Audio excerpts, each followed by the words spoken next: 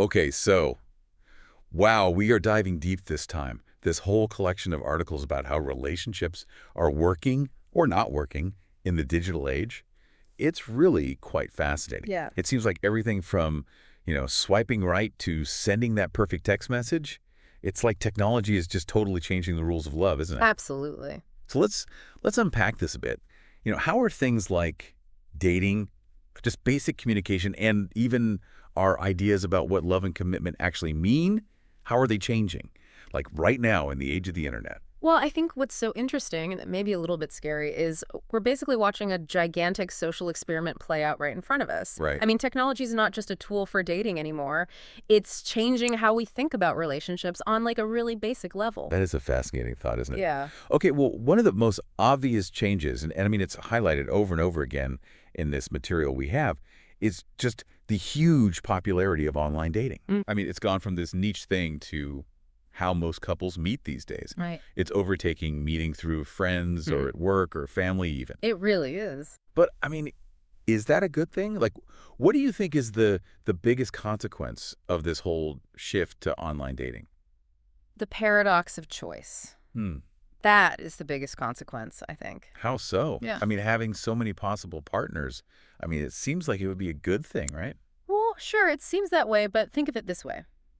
Imagine going into a grocery store, but it's a grocery store with just endless aisles and aisles of cereal. Oh, wow. Yeah. I mean, you could literally spend hours just trying to pick one out. You would be paralyzed by so many choices, and then in the end, you'd probably be unhappy with what you picked anyway. Right. You'd be wondering, well, what about all those other cereals, you know? What did I miss? And I think it's the same thing with dating apps. You become so focused on finding, like, that perfect match, but often you're just basing it on really superficial stuff. Yeah. And you lose sight of building a real, genuine connection with another person. Which then makes me think about trust. Like, if we're always looking at these carefully curated, like picture-perfect versions of each other online, how do we ever learn to connect authentically? To be vulnerable? You know what I mean? It's a good point. Because those online profiles, they just highlight the best, most filtered parts of ourselves, right? Yeah. And that sets up these really unrealistic expectations. And it leads to disappointment, honestly, when you actually meet someone face to face and they don't match their profile. We need to learn how to look at online dating with a healthy amount of skepticism, remembering that these profiles only show a tiny part of who someone actually is. That's true. Okay, so let's say you do find someone online and you get past those first few hurdles. Yeah.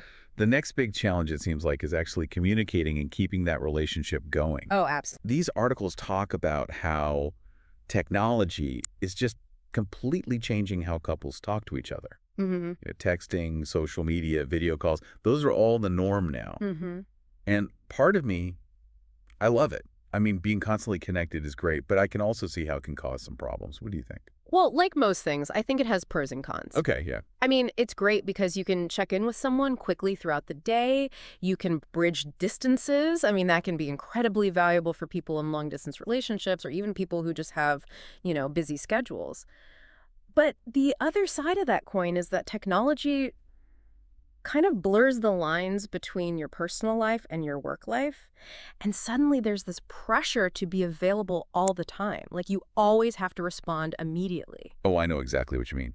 I totally fall into that trap all the time. Yeah. Like feeling like I have to answer every message instantly, even if I'm busy or I just need a break from my phone. And that leads to resentment, feeling burned out. Yep. Not to mention, so much of our communication these days is text-based. Right. And text is so easy to misinterpret Oh, totally. because you don't have the tone of voice, facial expressions, all those nonverbal cues that we rely on to understand each other. Yeah. It's easy for things to get misunderstood, to have conflicts because of a simple text message. It really is. It brings up this idea of digital etiquette, which is something these articles mention but don't really go into. Like, what are some examples of good and bad digital etiquette in relationships? Like, specifically? Well, I think the first thing is that you need to have really clear boundaries around how you communicate. Like, have a conversation with your partner about, when is it okay to text? How often do you expect to hear from each other? And what kinds of topics are better discussed in person? Yeah. That can prevent a lot of problems down the road. I love that idea.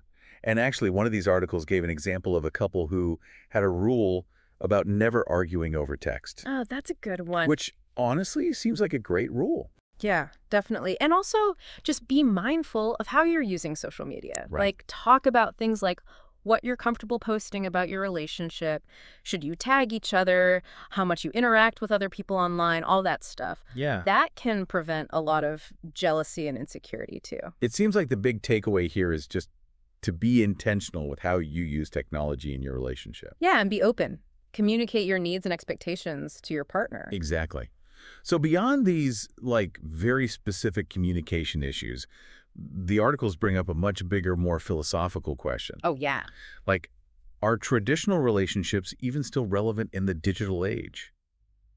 What do you think? It's such a fascinating question. It's hard to say for sure, but technology has definitely opened up the conversation about different types of relationships, Yeah. like open relationships and polyamory. Right. And these are becoming more and more common. Can you explain those a little more for our listeners, maybe? Like, what exactly do they mean, and how does technology play into them? Sure. So, open relationships, generally speaking, that means both partners agree that they can have romantic or sexual relationships with other people Okay. outside of their main relationship. Got it. Polyamory, on the other hand, is more about having multiple loving relationships at the same time, and everyone involved knows about it and consents to it. Huh. And technology, it makes it easier to do these kinds of relationships. Right. You can use dating apps to find partners who are open to these types of relationships.